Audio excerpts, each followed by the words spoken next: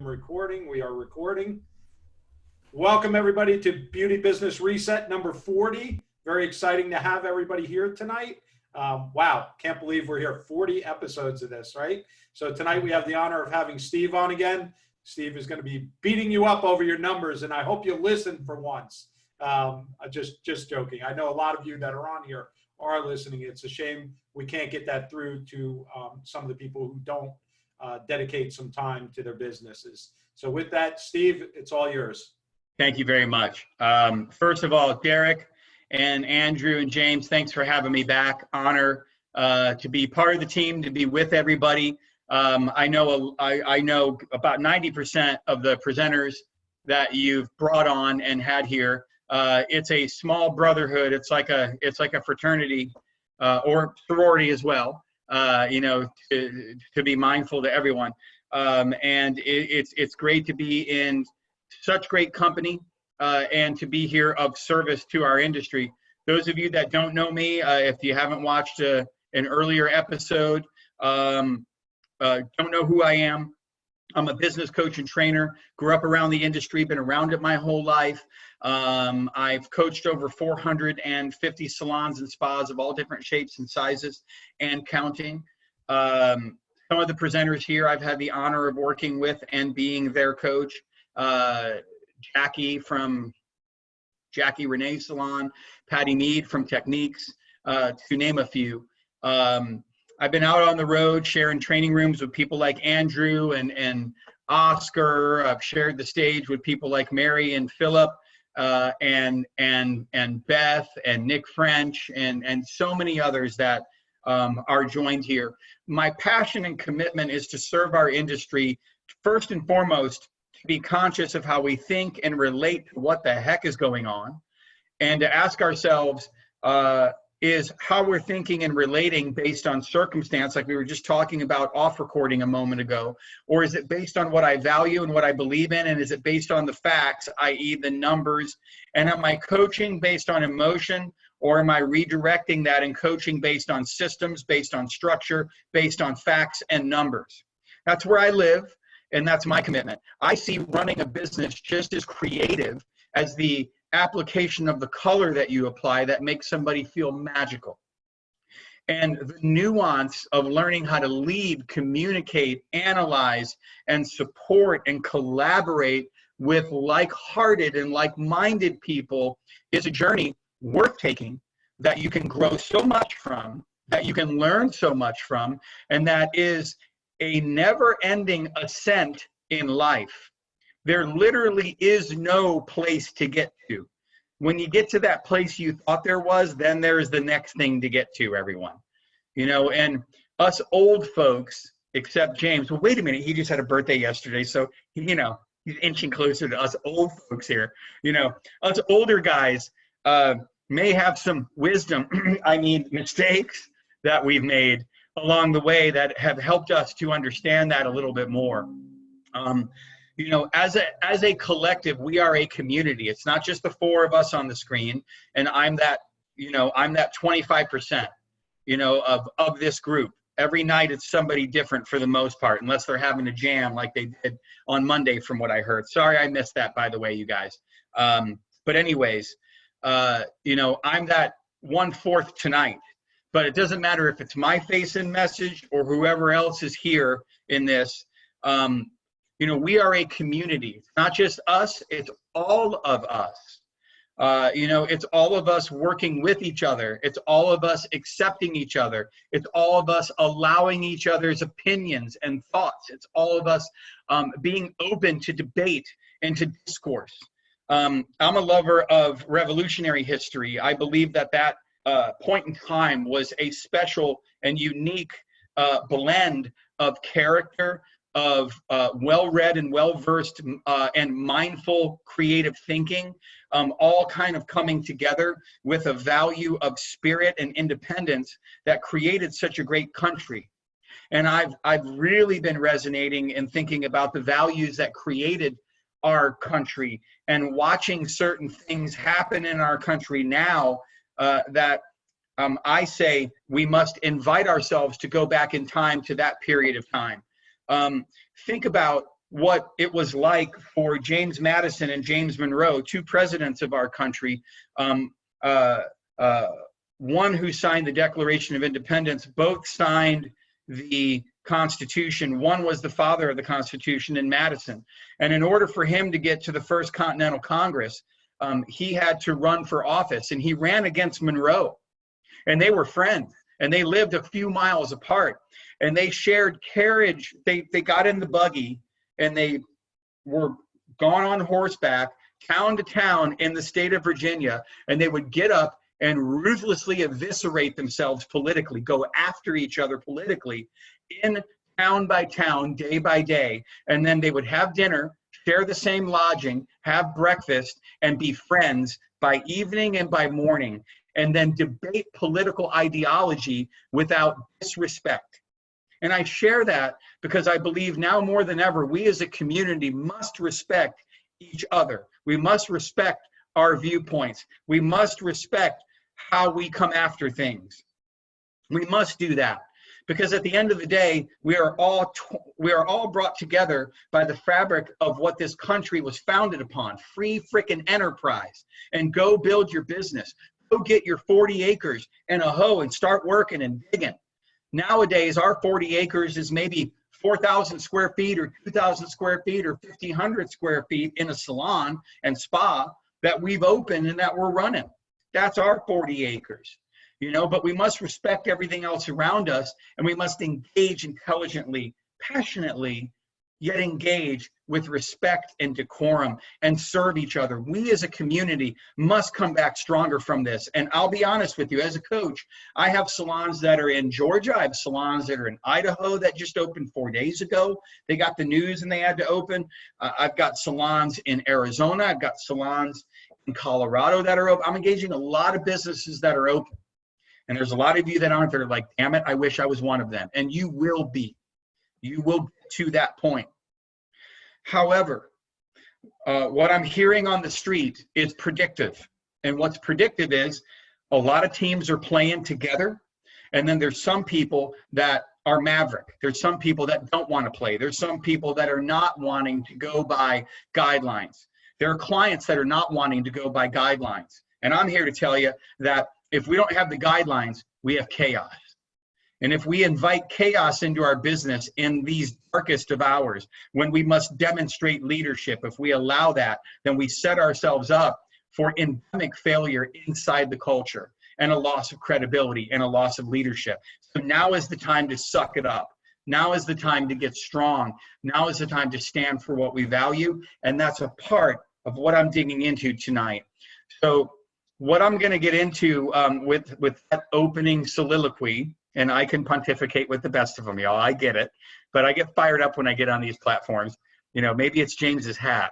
I don't know. But anyways, you know, let me see if I can share this. Okay, sharing has been disabled for me. So one of you guys need to give me a chance to share my screen because I got some slides and I got some stuff I want to dig into. So it says the host has disabled participant screen sharing. So James, I'll let you figure that out. Hold on 1 second. Yeah, Zoom just put a new setting in here, and I have to find it. James, oh, cool, Derek. New setting? Figure it out on that Learjet, dude. There's a lot of buttons and shit on that jet. Come on, man.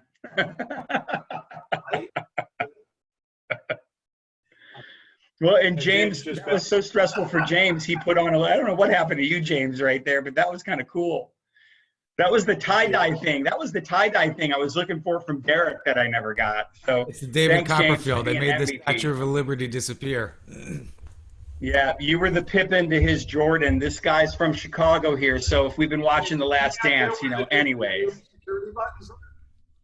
James, any idea where the new security buttons are? Let me see. Hold on a second. Bear with us there, buddy. Sorry about this. Don't even worry about it. Gives me a minute to catch up on people's comments. Love seeing all you guys. Love seeing some friends too. Love it, love it, love it. So let me just kind of walk you guys through a little bit of what my game is about tonight. I wrote a book called Interdependent Leadership. It's one of 2 books I've written to date. I got a 3rd one coming soon. But I wrote Interdependent Leadership. Steve's wine is kicking in. I love it, Oscar. That's right. Blame it on the Federalist. See, I'm even drinking. See, look, come on, if you're if you're gonna have it, gotta have Old Honest Abe there. But anyways, I know. Steve, really quickly, Steve, what I'm going to do is to do that, I'm going to make you the host because I don't see anything in here in the new settings to allow that. Sure, so bro. what I'm going to do is I'm going to make you the host, and then you can pass it back to us towards the end. Sound good? You got it. So will I get like a little thing that'll pop up and say, I got a host request? Yep, right. Ooh, I get to take over Beauty Business you get to be the Reset. king. Watch Get to be the out, king. human beings. This is my dime, my dance floor now. Don't mess with me. I love it. All right. Let me bring this thing up here. All right. Let me get my PowerPoint up on the screen. All right. No, that's not where I want to go. So that was the last thing I looked at. All right. There we go. Okay. Can you guys see that?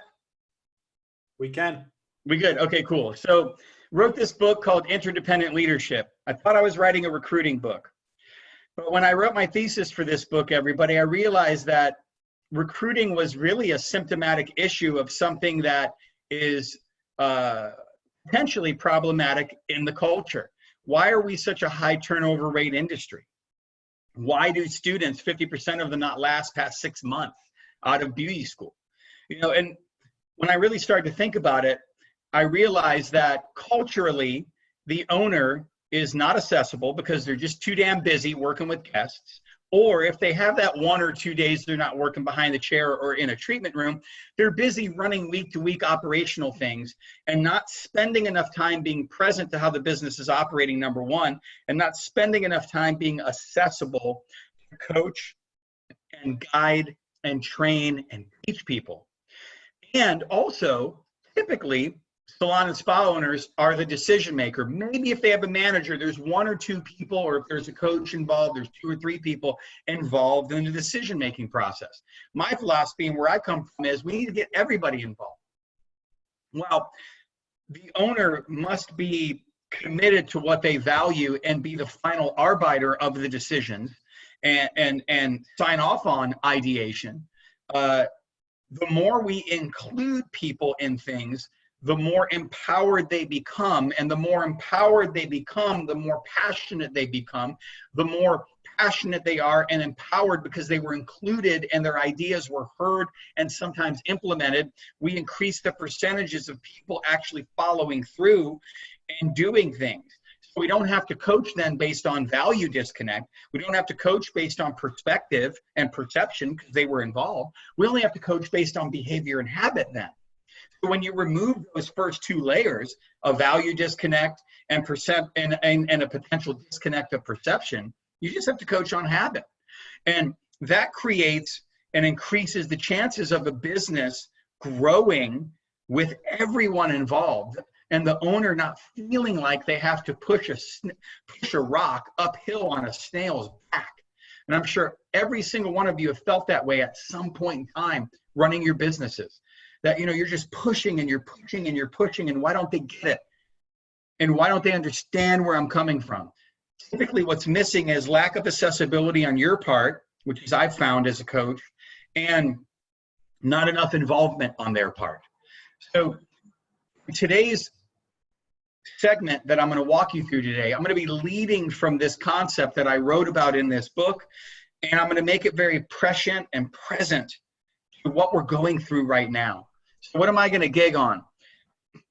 The idea and the implementation of declarative leadership. I'll explain. I'll walk through how to set yourself up to have coaching conversations, planning for what lies ahead, the importance of reflection time, and I'm going to walk through some sales growth strategies. I'm going to go for a bit, and I will open myself up to questions. James, as I go through each point before I move, I'll see if you have questions for me about what I taught. I know that this is being recorded. I know you'll be able to listen to it again. So please, if how you gig on these sessions is to write down notes, take down ideas, do that. But I also invite you just to take it in and listen to the message and then come back and listen to it again. I'm playing the game as if this is the only time I'm going to be with you, and I want to give you as much as I can, you guys, knowing full well that it's going to be recorded and you can listen to it again. And I'm going to give you as much as I can because who knows, this might be all we have. And I think that's a way we all should play, that this is the moment. And if this is the moment, am I giving 1,000% to the moment? Or am I allowing other BS and crap to get in the way? Or am I sifting through that and coming from value and coming from heart and leading from what I believe in? Let's talk about declarative leadership. I'm launching a workshop later this year and going into next year, dependent upon being able to go out live and train people, called Love to Lead. And Love to Lead is all about that it takes more than just one owner, one person trying to figure it all out. It takes collaboration. It takes everyone getting involved. And we must be declarative. Think of it this way, everybody. Our founding fathers did not write a hope or let's have faith in independence. They wrote a declaration of it. And a declaration is much more empowering and final than a hope for something. So we're hoping that the state's going to release measures and allow us to open sooner. Okay, I get that. But who are you going to be when you open? What are you declaring right now with your team as to how you're going to reopen? What message are you sending to your community, to your customers, and to your team as to how it's going to go? So being declarative, when you think about our founding generation, they knew that if they were caught after they signed those names on that Declaration of Independence, they would be hung for treason on the spot. That literally they would have been dragged to the nearest tree and hung. 38 of them lost their farms and all of their worldly possessions. 18 of them lost their lives signing that document during that war. Not that many people realize that about the founders. They realized what they were signing, and they knew, even amidst that what they believed in and what they were fighting for was more important than life itself. So I ask all of us, are we declarative in our decision-making process? Are we standing for our values and what we believe in? Because our core values equal charisma. My core values are integrity, honesty, communication, collaboration, trust. Those are my core values. I live and breathe and I create relationships based on that. I lead from that point. People that might be on here that I've coached might jump on and chime in and echo that that's how I operate. It's a way of life. It's not just some fuzzy founding word that ends up on a website that's a good catchphrase. It's where you draw the line in the sand and say, this is who we're going to be. This is how we're going to show up. This is how we're going to operate. This is how we're going to roll. That's a core value. And that does emote energy and charisma and substantive values, and people feel that from you. You walk into a room and they feel and they sense that. And now with what we're going through more than ever, you can be given by the situation and what's in your bank account, or you can be given by what you value and realize that at the end of the day, when you're on your deathbed, that you're not going to be thinking about what was in the bank account as much as you're going to think about how you lived, what you stood for, what you fought for. And in our generation, this is that defining moment. That World War II generation, that 1918 pandemic generation, which was the World War I generation. Imagine that generation going through World War I and then a pandemic being released on us at the same time.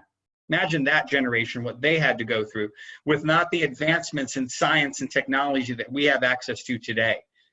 What we have compared to what they had in the past, we are spoiled by comparison with what we have. So I really invite all of us to really pause and reflect and think about, have I been letting the situation of this kick my ass? And it's okay if it has. I've had those days. We've all had those days. We are in unprecedented waters, and it sucks. And sometimes we're seasick and retching over the bow. It happens, but we also have to ask ourselves, is that going to be our new normal, or are we going to move through this?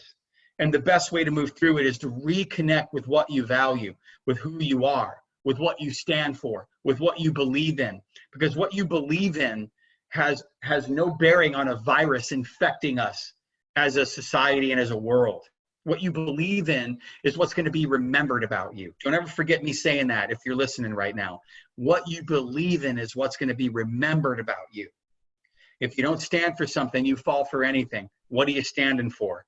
And when you reconnect with what you value, you then you become declarative in how you communicate and in the energy that you bring. So I'm going to give you an exercise, and then I'm going to attempt to play a little video that really hits home about what I mean about being declarative. But here's an exercise. It comes from my book, Interdependent Leadership. Write this down. Give me a second for some agua.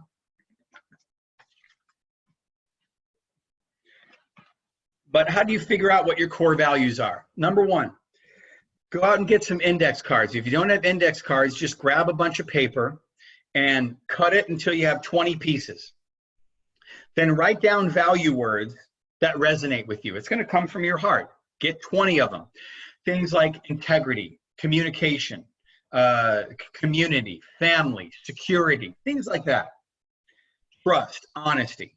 Once you got to 20, the next step is to whittle it down to 10. It's going to suck. It's going to be hard. But remember, even though you're cutting it in half, you're still valuing those 10. But what you're saying to yourself is these 10 are critical. Once you got those 10, then whittle it down to 5. That's going to be real challenging. And again, the 5 that you leave off are important to you. But I want you to get to 5 core values. Things that inherently you must have operating in your life and in your business for you to feel fulfilled and on point in your world, no matter what the heck is going on, that you can draw on, that you lead from, that you speak towards, that you aspire to. Those are core values. They are inherent and deeply held driving forces in your life. That is a core value that you stand for and that you lead from, no matter what. Some of you know Sue Burkholder. She's a longtime client of mine. I've been coaching Sue for 14 years. I see her on here all the time. She owns Salon Artif, and I can remember back in the day when she moved into her new location and sunk a world full of money into that amazing space, which is in central Pennsylvania. It's an amazing salon to visit. Once we're back open and up and running and we can travel and see each other, go visit that operation. I've coached over 450 businesses, and it's one of the best I've coached. Sue's an amazing leader, and I count her as just such a dear friend. My wife and I and Nancy love her. And back in the day when we were helping that new location grow and we were coaching and training her new managers into their positions, she flew me out on one of many occasions, and we did this core values exercise. And we literally had everybody go through it, and then everybody got to go up and write their core values up on a flip chart on the walls around us inside the space. And then we started to circle the ones that we had commonality starting to show up. It was so powerful. I remember that vividly. And that's the power of values. It gets everybody consciously grounded in who we are and where we're going. So once you have those 5 values, everybody, the next step is to define what it means to you. And do not look up Webster's interpretation. Write it in your own words and what it means in your world. That's the next step. So again, start with 20. Whittle it to 10, then go to 5. It'll be tough. But anything worth something is worth being tough and challenging and uncomfortable anyways. Once you got the 5, define what it means in your world. And the final step is to write an action, a step, a behavior that would have that value exist and live in reality. Because up until that point, it's all fuzzy and warm and fun. But we got to get it into a place of reality. So here's a good example. Communication. My interpretation of it is speaking your truth, saying what needs to be said. And speaking from honesty and integrity and values. To me, that's communication. So an action that I came up with that embodies that core value in my world is saying what needs to be said within 24 hours and cleaning up any undelivered communication within 24 hours. Especially important in this coach's world, because I can't coach on top of something that I'm seeing happening and I'm not saying something about it. I have to go in and have a conversation. I have to do that. I have to say what needs to be said. So, when it comes to values and when it comes to communicating and creating action, my good buddy Oscar Valencia with Breaking Down Your Walls, that's exactly what he stands for. If you haven't gotten those bricks yet, if you haven't heard his sessions, I think he's been on here once or twice, go listen to those, go get those bricks and utilize the value of that system, because it's all about core values. It's all about picking one brick a day and looking at that word and resonating on what does that mean to me and how can I live into it and what action could I take. Completely mirrors what I teach in my book about core values. Check out Oscar, check out Breaking Down Your Walls, check out that message, you guys. That being said, when we come from core values, we start standing for things and doing it more powerfully. And we begin to speak declaratively. We begin to speak with a power that emanates from us. And each of us as leaders must do that. Your team, whether they believe it or not, is counting on you to lead right now. Your customers need to feel it from you, which is why I want us all reconnecting with this message. So let me show you an example right now of what I mean by speaking declaratively. And I'm going to go on YouTube and I'm going to play about a 3.5-minute video. And this is a video of President John F. Kennedy in 1963 at Rice University. 6 years, math, 6 years before we landed on the moon. This is him declaring to the nation, and certainly to NASA, and all those scientists and astronauts listening, that we were going to accomplish it within that decade. So I want you to listen to somebody speaking declaratively. I want you to listen behind the words to the power emanating from this man and what he stood for and how it galvanized a nation. It galvanized a team of people to move beyond what they thought they were capable of and to accomplish what some thought was the impossible. So check this out. Let me go all the way back. Okay, there we go.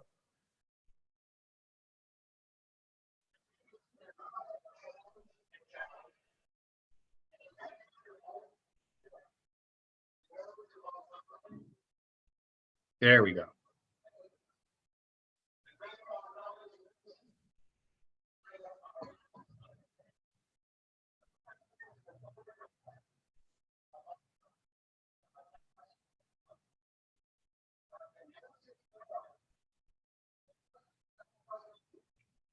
Steve, you got to bump up your YouTube volume.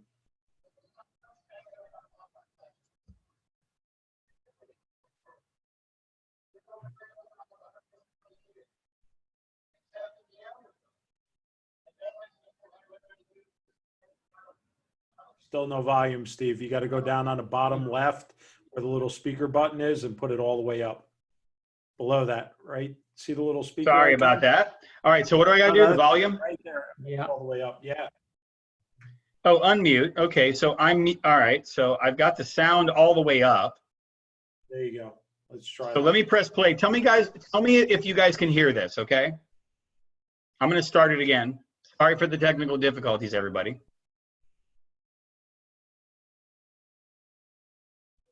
Can you hear it?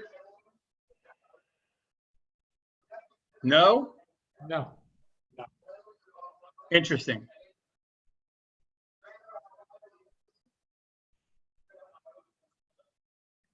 Well, hell, I'm listening to it. I'm getting inspired. Any ideas on how I can get the, because I got the volume up. I'm not Steve, muted. Where your mute button is, if you click the up arrow, it'll give you options to select your microphone, but just make sure that, let me just see which one it should be. What is it? What does it say? It say built in? So I unmuted and then I right-clicked over the microphone. It's telling me loop, copy URL, copy embed, copy debug, troubleshoot. I'm sorry, on the Zoom microphone on the bottom where you would mute yourself, what does it say if you click that up arrow? Oh, got it. Okay. Microphone array, same as system speakers, test speaker and microphone, switch to phone, leave computer audio. audio settings. Let me just see if I have the same one. Hang on a second, Steve. Thanks for your patience, you guys. And I'll tell you what, I will demonstrate how to deal with things that come up in the moment and not let it sweat you.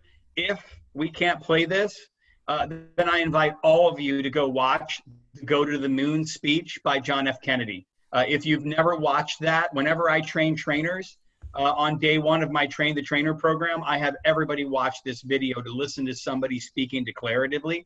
So just write down John F. Kennedy, Go to the Moon. If James pulls a rabbit out of his hat, then we'll figure it out and I'll play it for you because it's very present and prescient to what we're talking about. It's very relevant. Have any of you ever watched that video, Derek or Andrew or James? Any of you guys ever see that video? Yes. Definitely have. And, you know, going back while we're waiting, going back to your core values, I have an interesting fact for you here. Do you know core values come from the Marine Corps values? It was actually CORPS, right? Core values originally, and a lot of psychologists have adopted it. So very cool. And basically, I loved what you had to say, because basically what it comes down to is have the values to be yourself and have integrity when no one else is watching. The problem is a lot of people show it, but they don't mean it. And I know you, Steve, you live by it, right? So, and that's it. If you don't live it, it's not real. Yes, I could agree with that, you guys. I can only agree at a high level with that. I can only agree with a high level at that. It's how we must all operate. So James, I had an issue with it. It was literally playing at full blast. So I had to just exit out of it. But so yeah, I got an idea. Pull it back up. Okay. You're gonna try synchronized YouTubing right now. Go on James's. Give James the. I can give James. Yeah, I can do that. No, and I got an idea. You pull it up and play it. I'm at the 1 second mark, so we're gonna try to make this work. We're gonna try a little trick. You the man, bro. Okay, hold on 1 second. Let me pause it. Pause. Okay. Let me come back to Zoom here. And let me share, right? I need to share this thing, correct? Yep, share screen. You reshare, yeah. Okay, all right. So there I am. I've got it up. Can you see it, brother? Yep, do full screen. Okay, so I'm at full screen. And then start it back at 0. And then play. Okay. Can you hear a little music in the background? We meet in an hour of change and challenge, It is now working. in a decade of hope and fear, in an age of both knowledge and ignorance. The greater our knowledge increases, the greater our ignorance unfolds. No man can progress is determined and cannot be deterred. We shall send to the moon. My man, my gentleman. That's what's up right there. First of all, James, to the freaking rescue. Birthday bottle of bourbon on the way, man. Give me the address and it's yours.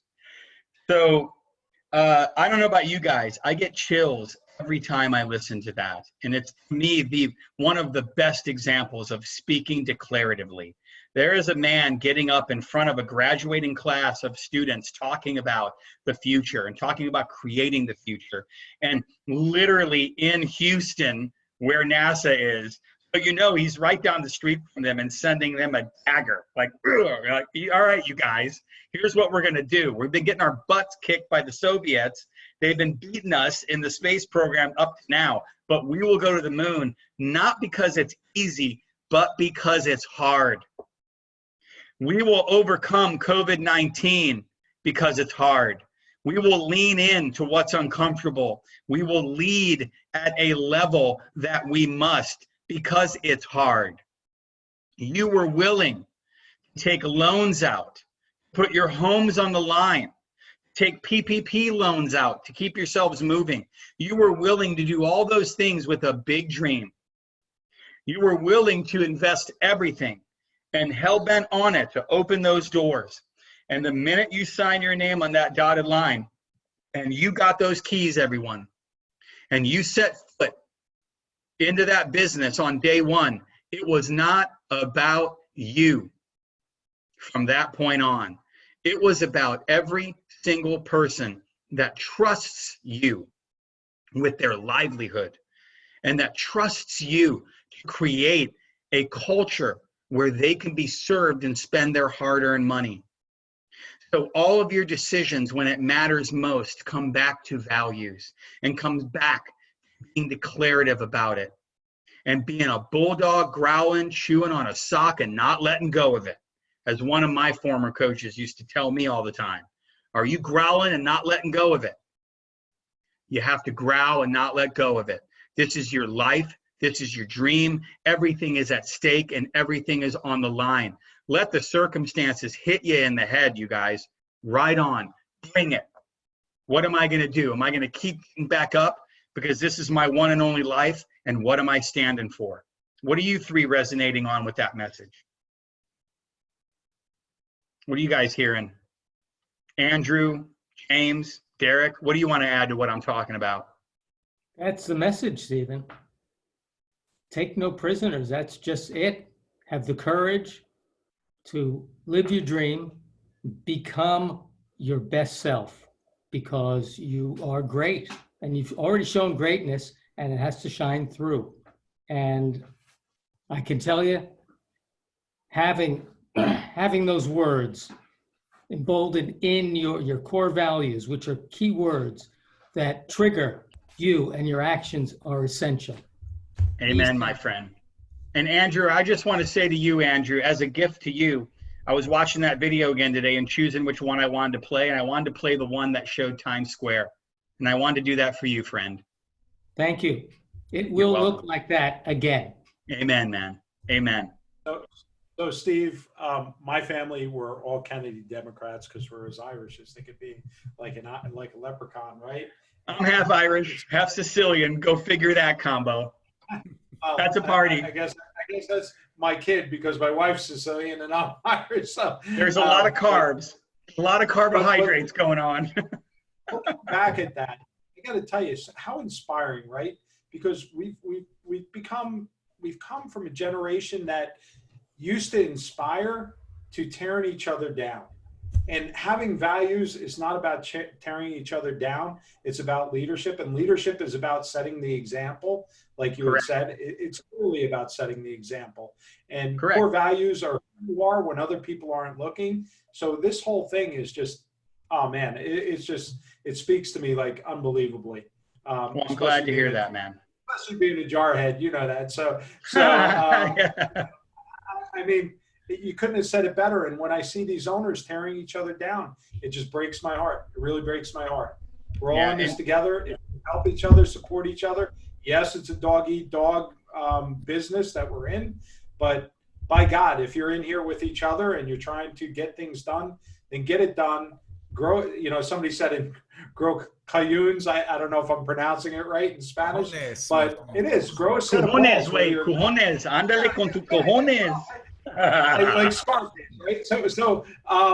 But seriously, let's be there. Let's be present, because it's not just about you. It's about your responsibilities and your family and your employees. All those things that depend on your business. A lot of us forget that. We start thinking about our business as a secondary thing, and our employees and our family as that. But those are responsibilities, right? We have responsibilities to make sure they have an income. But our business doesn't come number one. It can't support those things. So take your business in front of yourself. I see so many owners that get in the way of their own business, right? Business comes first, period. Because without the business, you're nothing, your family's nothing, and the people you need to support are nothing, because the business is gone and it can't support any of you. So get your values straight, get your leadership straight, and put your business in a number one role, and be declarative, like Steve said. Well, I think, declarative. Steve, I think at the beginning of all of this, I think Derek will remember. Andrew was possessed again. I remember posting something on the group, and that post said, "Hey, looking back, when this thing," and I didn't say it this way, But are you going to be proud of how you are being, looking back? Whether it's 60, 90, 120, are you really going to be proud? And that's really about how you are being and those core values that you are living. And those people, to Derek's point before, when Derek said, basically, guys, cut the crap. It's really about taking a look at yourself. And what's that about? Are you going to be proud of what you did in that moment? That's correct. What it's about. And what's in, I don't know, Derek, how far you are from Patty, but I've been coaching Patty Mead now for about 4 years, and she's brought me out every year to meet with her team and to be on site. And it was the last training I did before flying home the next day and coming back from New York as this crisis broke. And it's, what a fitting place to be, insider business with her team, really focused on core values and working with her managers and coming up with strategy. And every year we're there. She's in East Brunswick, New Jersey, and in New Brunswick, my wife and I will always go hit the nightlife in New Brunswick, do some things, because we're usually there for a couple of nights. And the nerd I am for revolutionary history, the reading of the Declaration was read in the church in downtown New Brunswick, right nearby where Rutgers University is, for the 3rd time ever. And I went and I stood on that spot where that Declaration was read in front of that church that's still there, with tombstones in the graveyard around it from that era. And it gives me chills to stand in those spots and to think about the choices that were made that shaped this country, that have given us all these opportunities that we live in. And I train internationally. I go in a lot of regions in the world where they don't have access to the resources that we do. They don't have access to technology like this. They don't have access to books or any types of systems. I'll be honest with you. I went into Moscow 2 years ago, and I did a training. We had about 40 salon owners there from all over that country. And, we went on to work on getting my books translated over there because they literally have nothing. I went down to Bogota, Colombia about 6 years ago and had people from all over the surrounding countries come to that 2-day workshop that I did because they had never had access to that type of education before. And when I'm in situations like that, dealing with that level of hunger and utter humility and humanity and beauty, and I come back here to our country and we sit there with our arms crossed at a training at the IBS show because we've heard it before, it's just complete crap. And I invite all of us to get humble again. I invite all of us to allow this circumstance to get us back to what we value. And as you can see on the screen right here in front of you, the owner is responsible to chart the course. The team is accountable to follow it.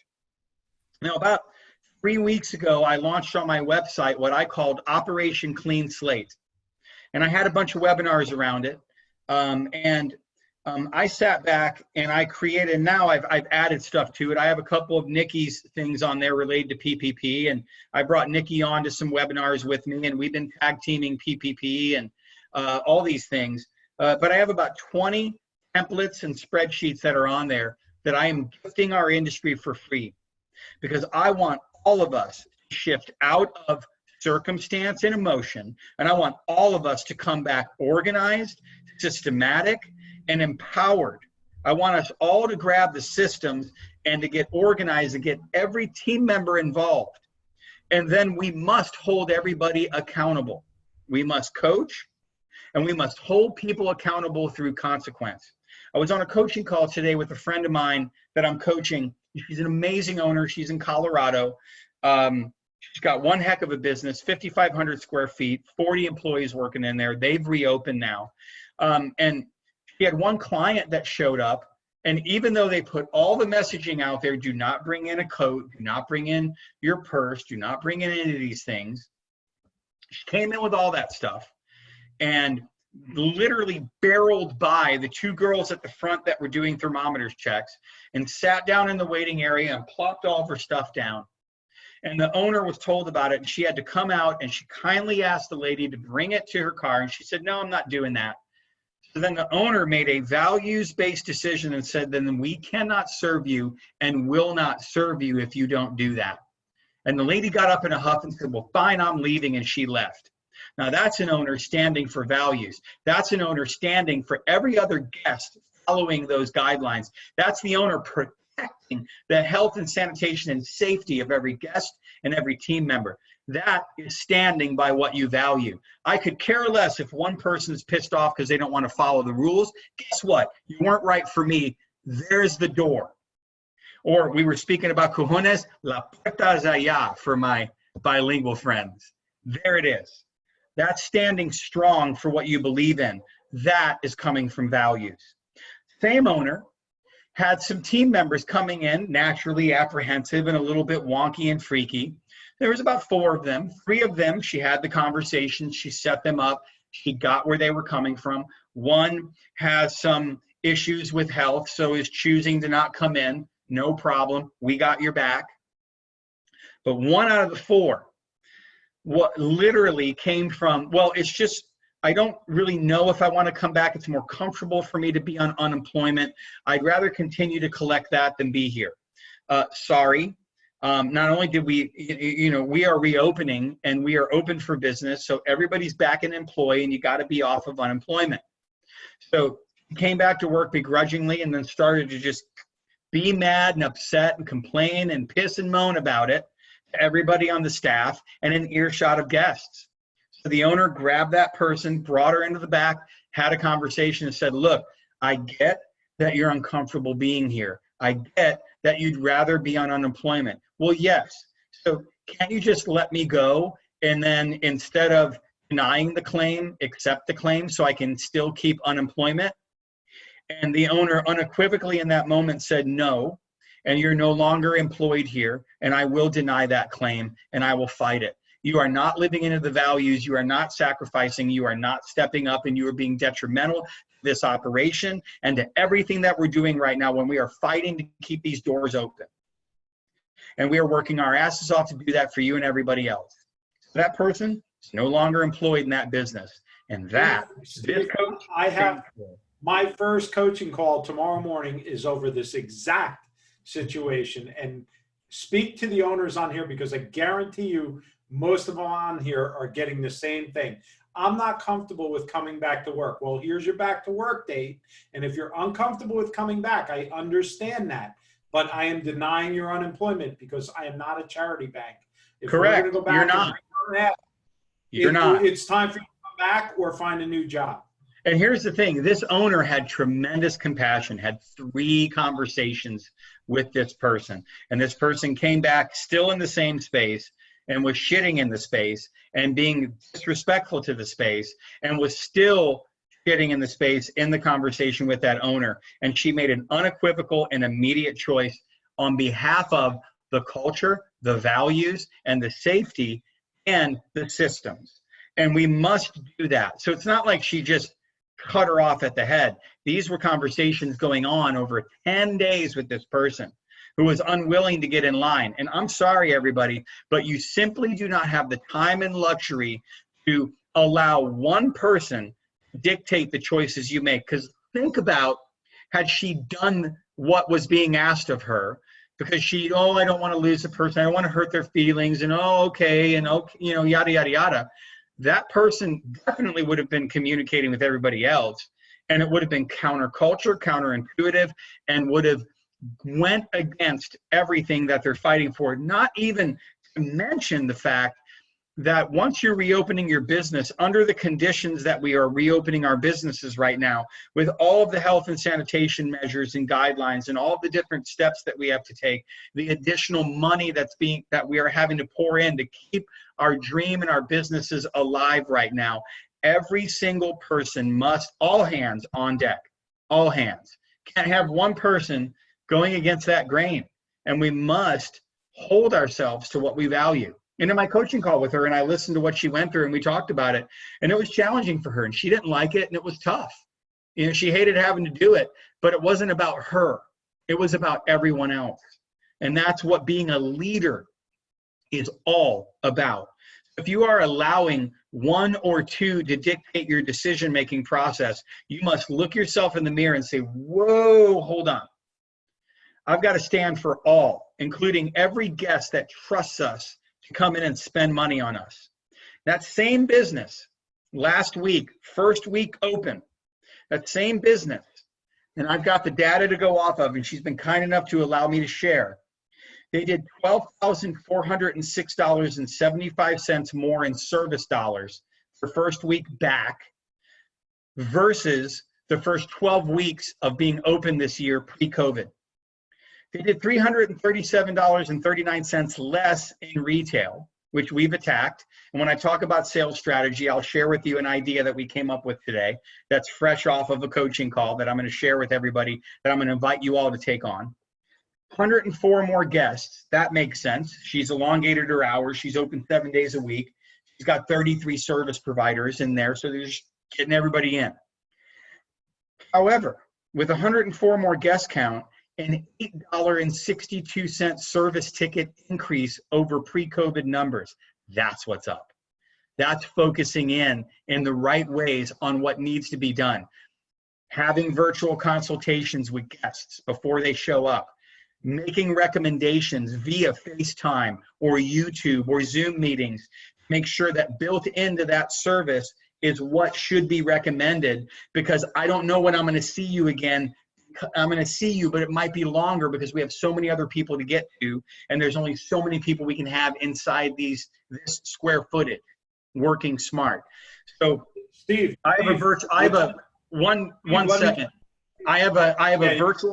a virtual consultation script for all of you that you can get on my landing page. I'll show you the website at the end so you can go there and grab all that stuff so you can come back stronger and more prepared and take those steps. Go for it, brother. Sorry. Steve, no, right to your point. Right now, because of that, if you're not thinking rebooking and retail on top of that, you're missing the boat, right? You just said it, preaching. You just said, I may not be able to get you in for a while. So rebooking is super important. You now have a need, right? You got to rebook with me because I don't know when I can get you in next. And you got to buy retail from me because I have the best products to take care of what I just did. And you know what? I'm matching any price that's out there, and you need to get it now. I mean, it's urgency, it's fear, if you're not capitalizing on what's going on, you're missing the boat. Correct. And look, guys, one thing about rebooking that I'll speak to, and it didn't show up in one of my slides, so I'm glad that you mentioned that.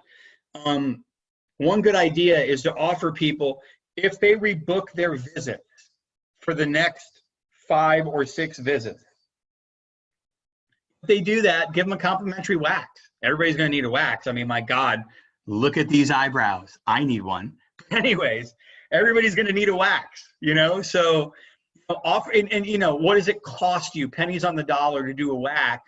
Yes, it's time and organizing schedule, but getting clients to book their next 5 or 6 appointments out is going to be mission critical right now, because yes, we're going to be busy when we reopen these doors. However, I predict 25 to 30% of your guests are being hit so hard economically, they're going to come back to you right away.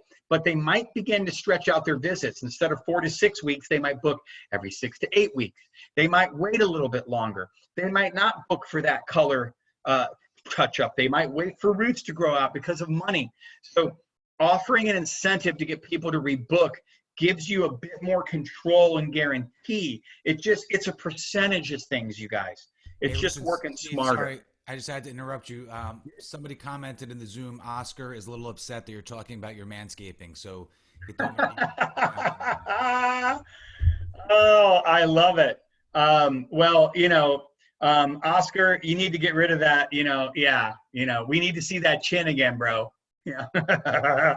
Don't get me started, Oscar. Okay, Captain Double Bogey. But anyways, yeah.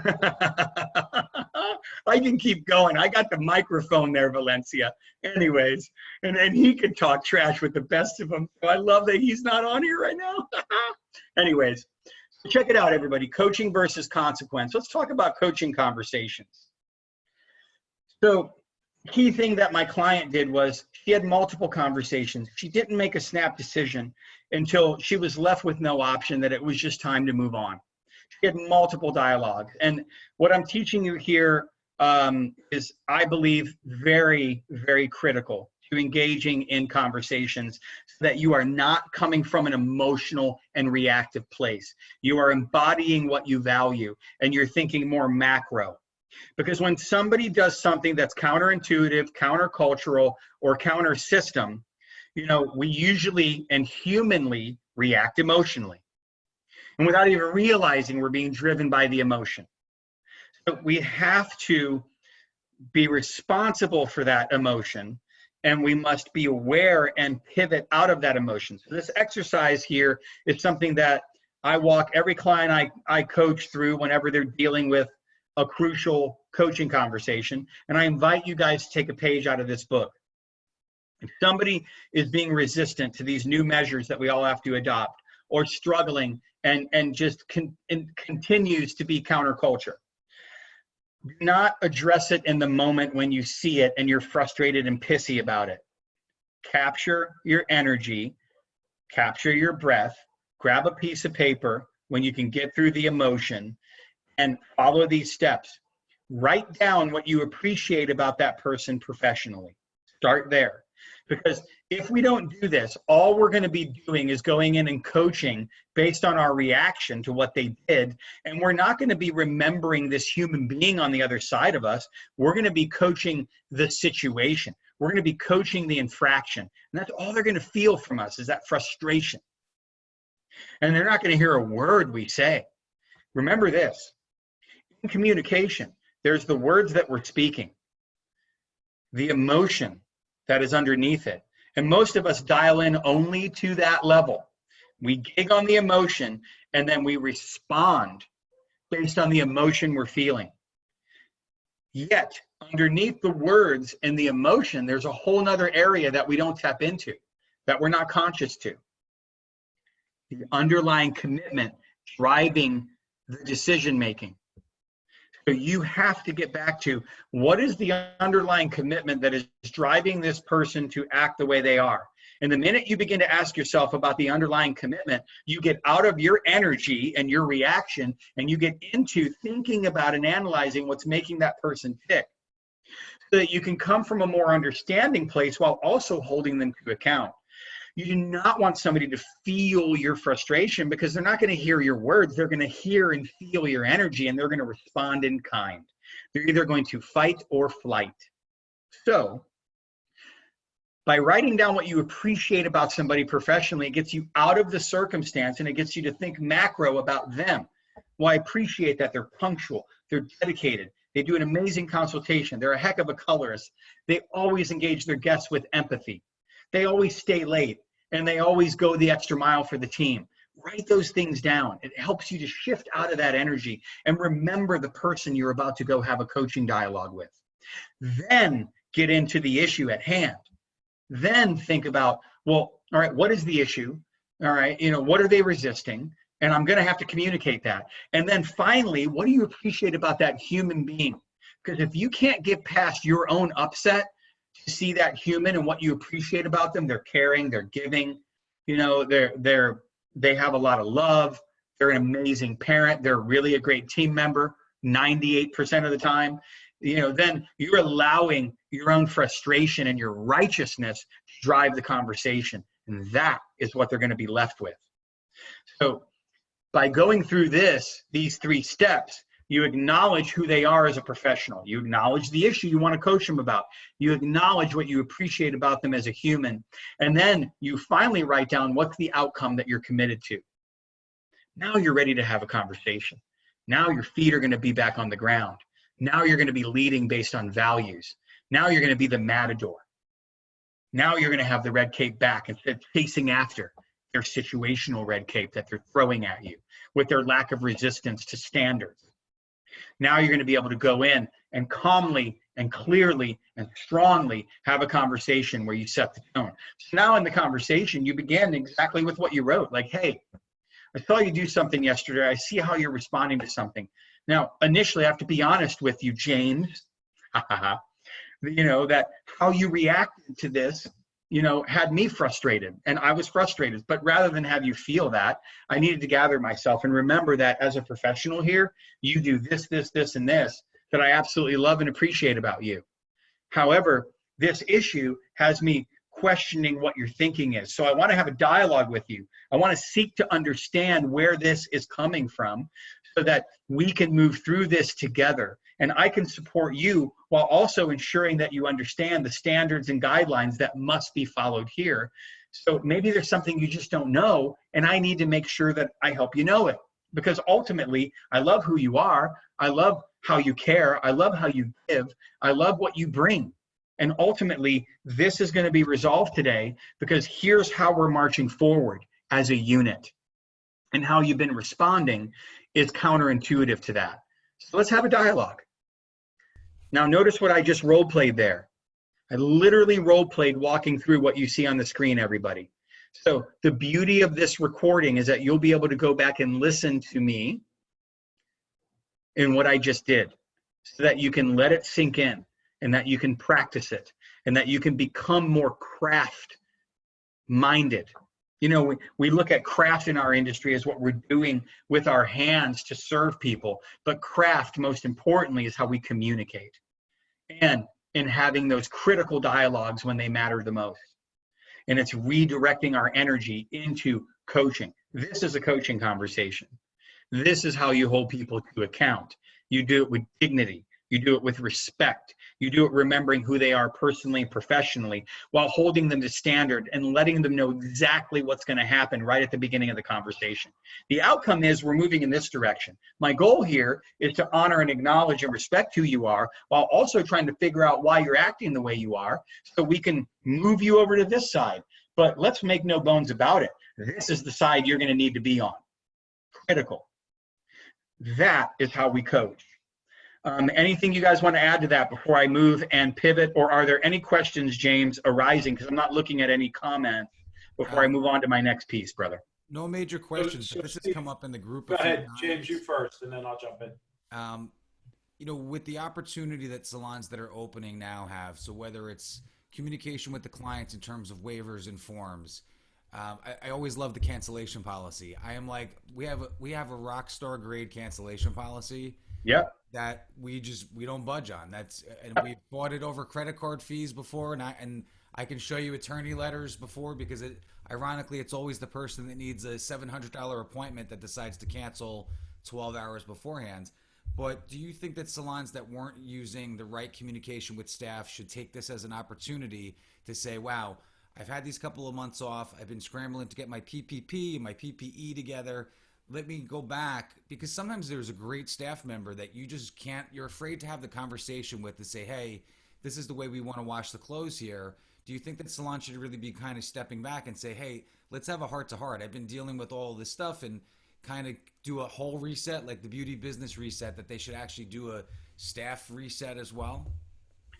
No doubt about it, my friend. No doubt about it. That is exactly what should be going on. Now is the time for us to be reflective and really thinking about what we're going through, how we're going through it, and how do we want to move forward. And it's literally a great segue into some of the next pieces I'm going to go into, but I couldn't agree more. If you go back to business now and just do the same thing you have always done, you have missed a golden opportunity to press your reset button.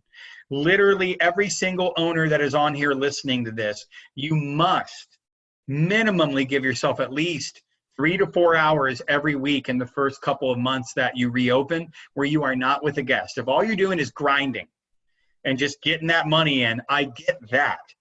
But you've missed an opportunity to completely recreate where you spend your time. So please don't forget this, everybody. The most important customer you have is not the one in your chair, treatment room, or nail station if you're a working owner. The most important customer you have is the business itself. And it needs your attention every day, always. So if all you're doing is being busy and you're not taking time to reflect and think about what's going on, and now more than ever, as you're opening into this new normal with health and sanitation and sterilization guidelines and all these different things, and staging guests and taking your team and separating them into groups and all these things that you're going to have to do. Now more than ever, you need to carve out time to actually be accessible and to watch what the heck is going on and to cheerlead, coach, and troubleshoot as these things go on. Now is the time to press the reset button. Now is the time to make a list of 20 to 25 guests maybe, so you can move some people off of your lists and get them to other people so that you have more time. You're not going to lose those guests. You're probably not going to lose any right now because of this. And even if you were to lose a few, because you have more time to actually be the guide and mentor that you must be, and so that you can analyze your business the way you should be, then you're going to more than make up from a cash flow point of view. No way, shape, or form about that. Why do I say that so definitively? Because I've coached over 450 businesses in that direction, and I've seen it happen time and again. It's not an if or a hope or a maybe. It happens, but you have to believe in yourself, and you also have to realize that by working less hours, you're not going to lose money. I created a spreadsheet called How to Replace a Day, and I've literally created an algorithm that walks you through, based on the numbers, my working owners, that you're doing behind the chair, how you can replace a day and not only still make that money, but make even more profit. And every single one of you listening to this, if you want the spreadsheet, that's my free spreadsheet for this session. I gave a few away on my last session here, and I'm going to give away this one. From my book, Financial Fitness. It's one of about 21 spreadsheets I have in that book. And all you got to do is email me if you want the book. So I'm hoping to see a ton of emails. My email is info@stephengomez.net, info@stephenGomez.net. Info@Stephen, just like my mama spelled it with the PH, Gomez.net. So come get that spreadsheet, and you can walk through and literally plug your numbers in, and it'll show you exactly how much you need to grow that average ticket by as a business, so you recover all that money, especially if you pay yourself that money behind the chair, because a lot of owners do that. So let's get you the time back that your business needs from you, so that you can do the things that you need to for it. I got a couple more slides of points, you guys. Yeah. Dave, we got time, so I got a whole bunch of things to jump. Number one, don't be a cheap ass and get the free stuff. Buy his damn book, because for the couple shekels, it's worth it beyond belief, and you're going to learn. So if you're on here and you want to succeed, if you can't spend a few dollars on a book, then you pretty much don't belong on these webinars. Okay. And if you email me, Derek, if you email me, you get it for half off. I'm giving people half off my book right now. Exactly. So guys, support the people that are helping you, but I'm not just saying it for that. If you're not going to invest in your business, then you really don't need to be on these calls. Okay. Second thing is going back to the coaching conversation, Steve, and we'll go through these point by point, because I think it was so dead on. It was unbelievable. So number one, when you're having a conversation with an employee, you set the tone, you set the goal, number one. And we've had these conversations, whether it's a group or an individual, you set the tone or the ultimate goal, and ultimately they will answer because they know the answer. They are just resistant to the answer. Correct. You want to speak to that a second? Well, look, at the end of the day, people are going to be resistant because maybe that's not their value. Or again, maybe they're reacting, or maybe they don't have enough information. They're just coming from ignorance around it. And I don't say ignorance in a negative, way. It's just, if I don't know information, I'm ignorant to the subject. So, if I'm ignorant to something and I don't know, I might be coming from fear and upset, of not knowing. So if we then respond to the energy we're getting with our own frustration, then again, we're not the matador, we're the bull chasing after their emotion. So we have to seek to understand why they're reacting the way they are, where the resistance is coming from, what's that underlying thing going on that we can understand, and when we realize that, then they're feeling heard. And typically when somebody's feeling heard and related to, then their energy shifts, and then you can have a meaningful conversation. Now you're getting them over from ignorance to fact and information. So I think an important thing to remember is when we're having those conversations, number one, paraphrasing what you just said, don't react, be proactive, right? Because we already know what the ultimate goal is. And number two, ask them why they're feeling that way. Correct. Why are you feeling that way? Most of the times when you ask them why, I think that they will lead back into the right answer versus the wrong answer, because they may express a fear or whatever Correct. it is. And okay, why are you fearing that? And we're addressing that fear. So you have an answer instead of being reactive, because reactive is when you react to a situation, an employee is going to seem like you are attacking them, right? And we don't want to attack Correct. them. We want to understand. We know that really in reality, the goal is what the business dictates, but we can lead them there by whys, not dictating. Dictating is so passe. We lead by example. We ask questions why they're feeling that way to get them to our point of view as to why it is important. Correct. You know, Derek, I'll add to this. I'll add to what you're saying. Something that I always say is that managing is telling, leading is asking. So please write that one down, you guys, and take it to the bank. You're going to need it. You're going to cash that chip in on multiple occasions as you reopen. Managing is telling, leading is asking. Some of you wrote down wanting to know the name of my book, so I just want to say it again, Financial Fitness. My website is www.stephengomez.net. If you go on the website and buy it, it's full price. I'm offering half off, so email me and I'll deal with it directly with you. info@stephengomez.net.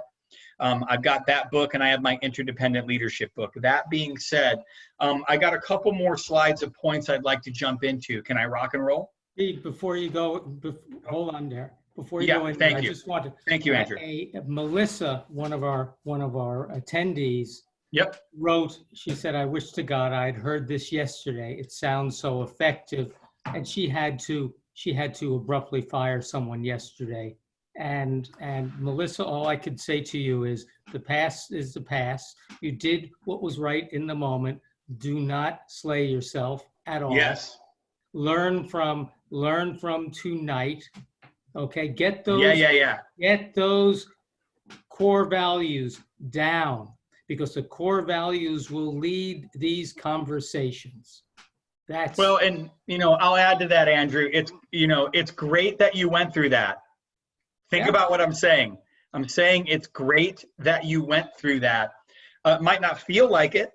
However, we usually learn best experientially.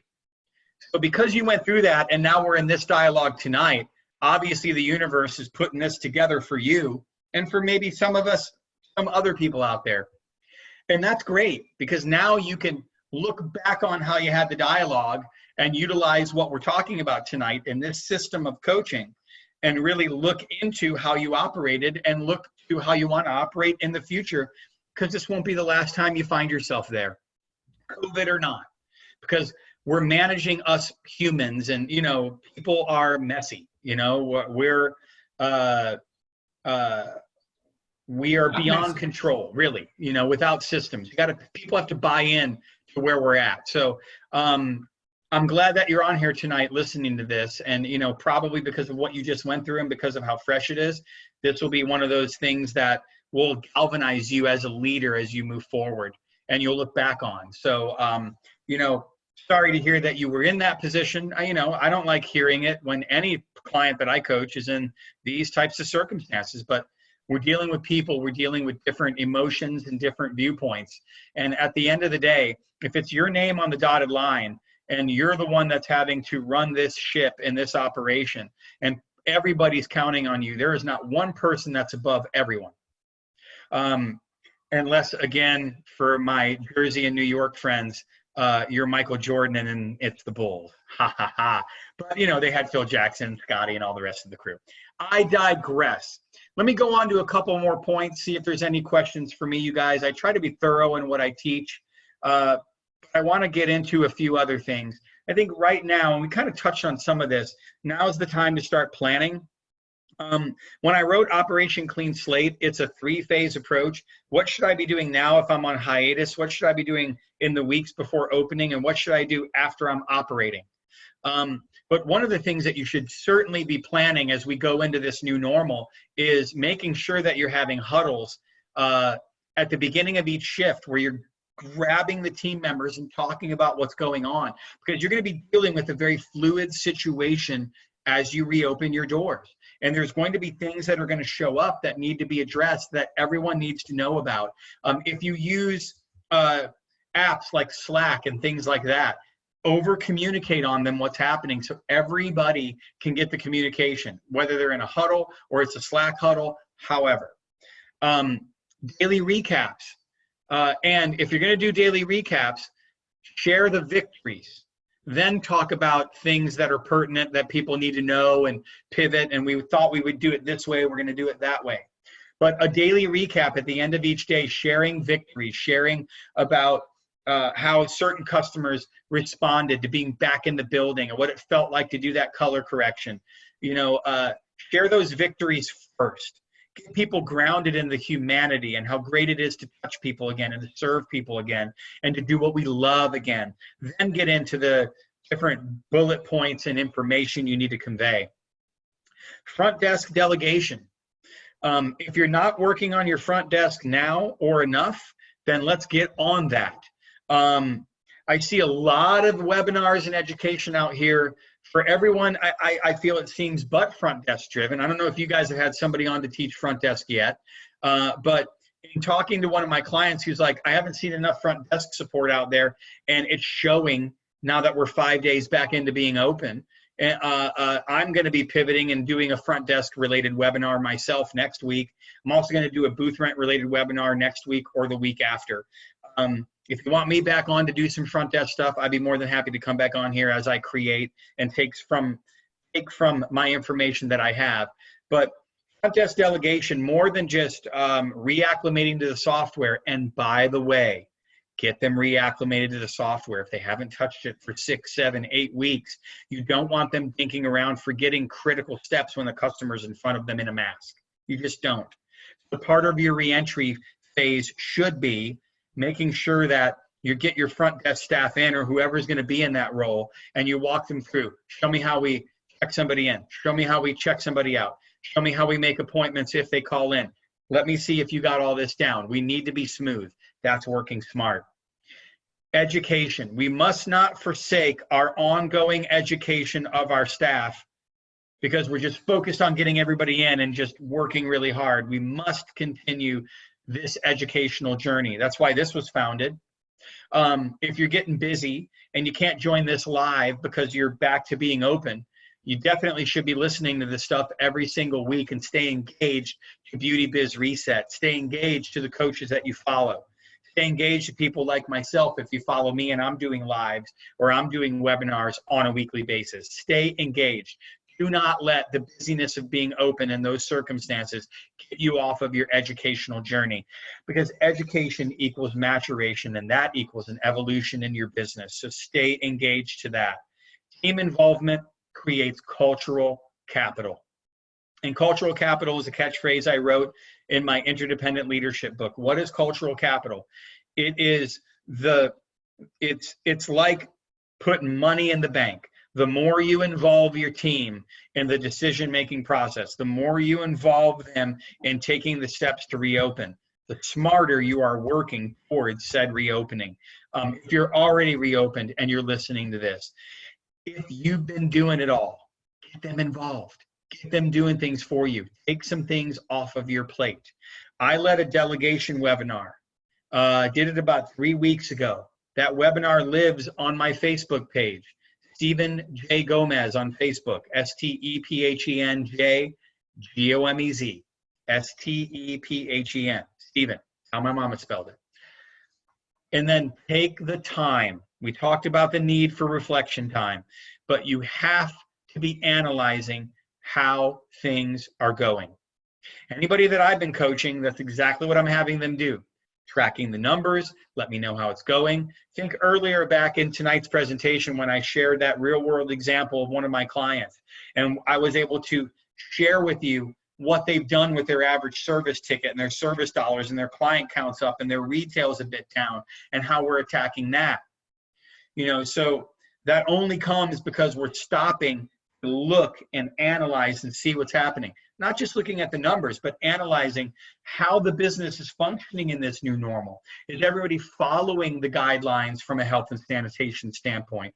Are customers doing what we need them to do? How long is it taking us to really sanitize something in between visits? What do I need to add so I'm troubleshooting more effectively? Analysis gives you insight, which supports action. But if all you're doing is just getting busy back behind the chair once you reopen, then there's no time for any of what you see on the screen.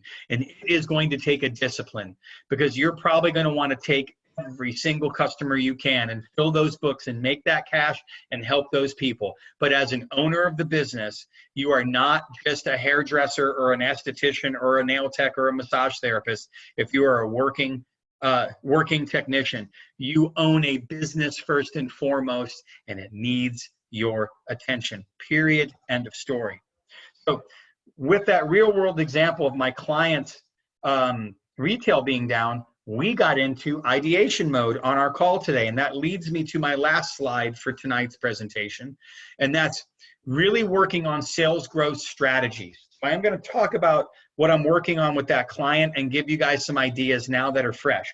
But let me just start at the top. Add-ons are your best friend. So doing those virtual consultations are really critical. Being prepared and talking to somebody and making those recommendations before they show up, so those additional services are already built in to the service. So you're not there saying, man, this person can use these 2 other treatments and I literally don't have the time to do them, and I'm not going to be able to see them for another 6 weeks, and they really need them. That'll be a horrible feeling. So by doing these virtual consultations, having conversations when you're booking people, and looking at what's relevant. I have a virtual consultation script for you. You can get it off my website. I'll show you here as I wrap up in a minute. But either way, have those dialogues ahead of time as much as you possibly can. So a natural recommendation leads to the add-on.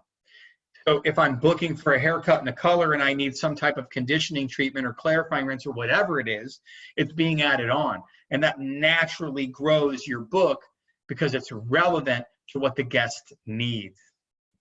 Comparative analysis. You should be going back to January and February minimally and looking at what you were doing pre-COVID from an overarching sales standpoint and line by line with your expenses. Hey, Steve, by the way, your last seminar you told everybody, which I loved, which we used, was to use October, November, January, February. Yeah, 4 months back. Yes, minimally, yes. December, which was cool.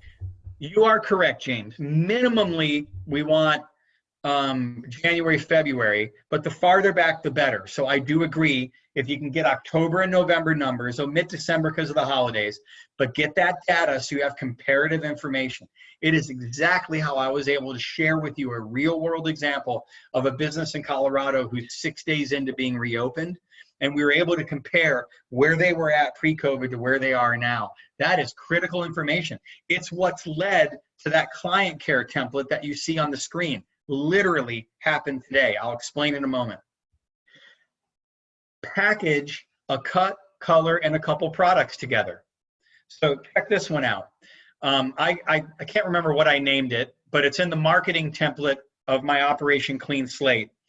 And the whole premise of it is you schedule the haircut and the color, and they purchase a shampoo and conditioner that's relevant to their hair type and what they're going to need. They purchase it all in one bundle.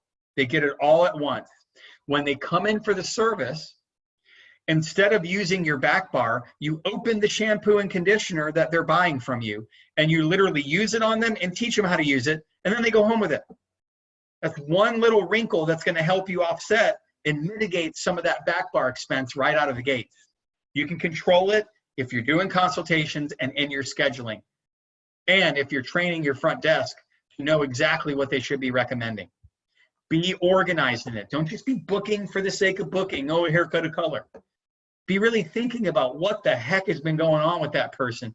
Same client that I'm talking about, they've had multiple guests show up in the last 6 days that literally have been washing their hair once or twice a week. as opposed to continuously throughout this thing. So think about the damage that does to the hair and what type of products they're going to need to use and what type of services they might need. You will run into guests that are doing the same exact thing. It's going to be a given. Retail revolution. Somebody buys one product, they get 10% off. 2 products, 20. 3 products, 30. 4 products, 40. However you want to play with it. But it's another incentive to drive that retail dollar when people come back, especially if they're going to be a little bit more cost conscious.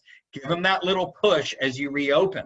That little nudge gets them using that retail. And we all know they go home and use what we taught them how to use. It reinforces why they need to keep coming back and not spread out or elongate the visits. Do what you know is going to help you drive. Obviously, team incentives are mission critical. I'm not skipping over client care. I'll end with that. But team incentives are mission critical. So any of these things that you're doing, get together with your team and find out what type of incentive they'd like. So as you reopen, everybody's playing the game and the energy is on and everybody's going after something and they're having a good time with it. And have the team come up with the ideas. You come up with a couple, be prepared with maybe 3, but don't share your ideas first. Have them as a group come up with some ideas. Then you share your ideas on top of that. What gets rewarded gets repeated, and if they get involved, then you increase the odds of them following through. And finally, client care template. This is the only template that's not up on my website yet because I'm writing it as we speak, because it's coming fresh off of a coaching call with the salon that just reopened, and I had that dialogue today. So what is it? One of the things that we thought about was that there's going to be certain services and treatments and products that are just going to be patented that people should be getting their hands on. Certain shampoos and conditioners and certain treatments to help recover the hair and restore the hair based on the length of time people have been out of the salon. So rather than count on the team to make those recommendations, what my client's writing out and sending to me and that I'm going to edit is we're going to create a placard. It's just going to be a 1-pager and it's going to have her logo on it. It's going to look just like everything else to her business. And it's going to have an opening couple of lines that say, "Welcome back to the salon spa. We're really happy to have you back. During this period of time that you've been away, and because of the length of it, your hair and your treatment, which you have missed, has more than likely created a need for you to get additional treatments and products that are going to help you restore and recover the look that you come to expect from us. With that being said, here is our recovery menu of services to help you take care of you. And here are the products that we are recommending as well that you need to talk with your service provider about." So that's being handed to the person as they're walking in the door. They're reading it. They're at the station, they're reading it. It's a conversation starter for your service providers, where they are going to say, "Hey, did you get that client care template, or did you get our recovery menu? Let me reiterate and walk you through what this is." We created this because we know as a professional, being away from getting these services for 8, 9, 10 weeks, whatever, this is what happens to your hair. So our goal today is not only to give you that haircut and to give you the root touch-up that you need, but to also walk you through the treatments and products that you need to get your hands on.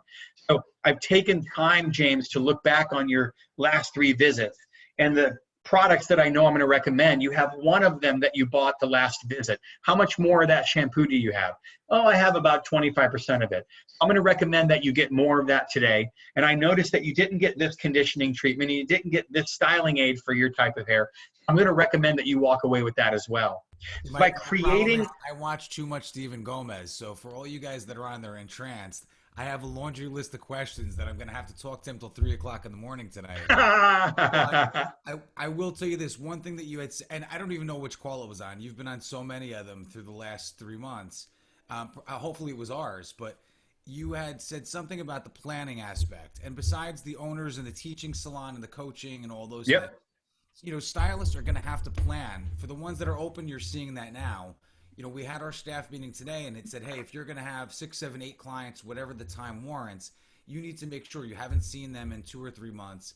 You need Yeah. to know what their last formula was. You have to have a sound idea of what you're going to do. You're going to already Correct. do a consultation. Don't play around. Look at their product history and say, hey, the stylist, listen, I don't do hair. I just do everything but hair. I'm like the puppeteer or the Wizard of Oz. But, Yeah. you know, I see all the data because I look at it. Stylists remember all the data. They know the client's faces. They know how many kids. I lie, right? I look at the software and it's like, oh, hey, Mary, you're here today. And they're like, I am. And it's like, yeah, the only reason I know that is because my software told me you were the 10:05 appointment. But don't lose that momentum to plan and use that data for your staff and if you're behind the chair. James, it is the most important thing that everyone here should be doing. If you have software, you can go back and look at visit patterns. You can go back the last 3 visits pre-COVID and see what they were doing from a service and from a retail point of view, and immediately determine, not only based on that information, but based on what you know about that person's hair type and complexion, skin, or whatever service you're doing, what you're going to recommend. And by having that recovery menu, that client care template, it's just another impetus to create the conversation. We want to create awareness as much as possible to the guests that we're not just here to just give you that haircut or color that you missed, that you think that's all you need.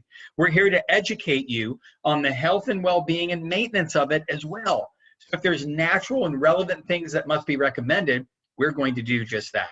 So I love how you said that. Steve, James, I'm going to smack you later because we can automate this also for you.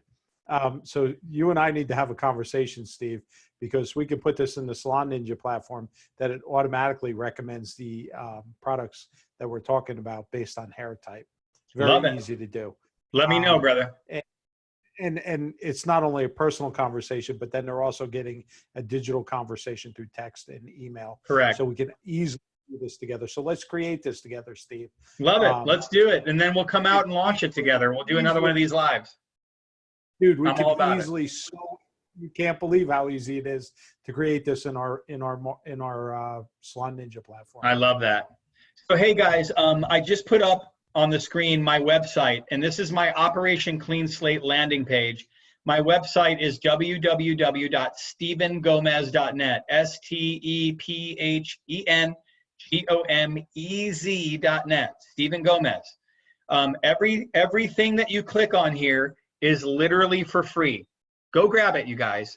I've got a health and sanitation letter, which gives you scripted ways to have conversations with your guests, health and sanitation practices, a self-study guide that breaks down the difference between sterilization, sanitation, and I'm forgetting the other one right now, but it's there. There's a test. I believe that every single team member should take that test and must pass 100% to be allowed back to work. Not only that, but it's also great branding to let your clients know that they have a test and everybody's been tested and everybody's ready. There's a salon spa sanitation checklist. All those things are there for you. I've got a COVID service sanitation template. That's about the service charge. Marketing strategies, my weekly sales tracker and break even that come from my financial fitness book. And then a lot of operational things. Here's that pre-opening phase, hiatus, the virtual consultation script, chemical consent form. Here's Nikki's clarity contract for the PPP and also her payroll calculator and an FAQ sheet that I've been collaborating with them on. So I put that on my website as well. You know, so there's a ton of information and resources there. You guys go have at it. Get this information, download it, and use it with your team so that you guys are organized. Listen, my salon owners and managers, if you're the only one trying to do all this stuff, stop.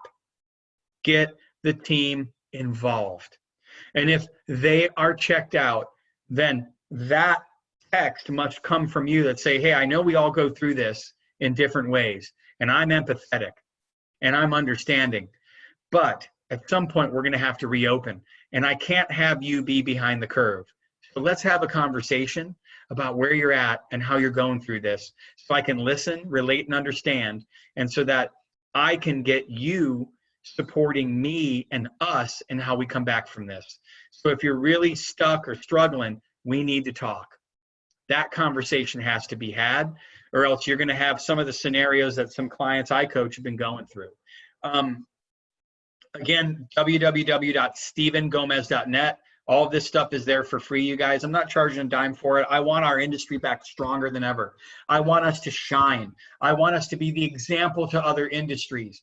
I want us to show our communities and the world who the heck we are, that we are professional, that we are clear, that we are focused, that we are licensed to do all these things.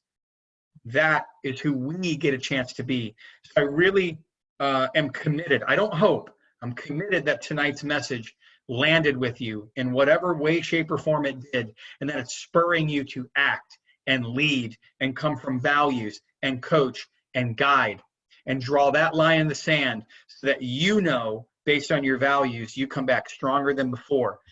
Guys, I'm going to stop sharing this. Are there any questions for me and any final closing thoughts? And I'll share a closing thought too.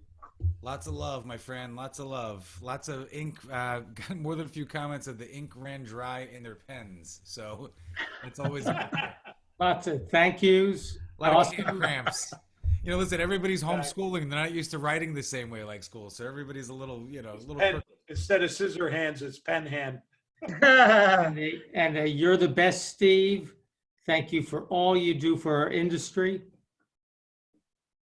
My pleasure. Steve, you It's want my to pleasure, you guys. You want to pass host? Steve, you want to pass host back to me? Heck no, I'm the hostess with the You can hang up on Oscar if you'd like. I love it. Yeah. How do I pass it back to you guys? Let's So see down here. the bottom where it should say pass that share admin over to me, or you might want to click on my name. Let's see here. Okay, so share allows me to show what's on my screen. I don't want to do that one. All right, mute, stop video, participants. Do I go into participants? I think actually on the right-hand side in the panelist view, you click on the little thing next to my name and you say make host. Yeah, I don't have a panelist view actually. Oh, so where it says, where is it? live Participants, you gotta stream? click.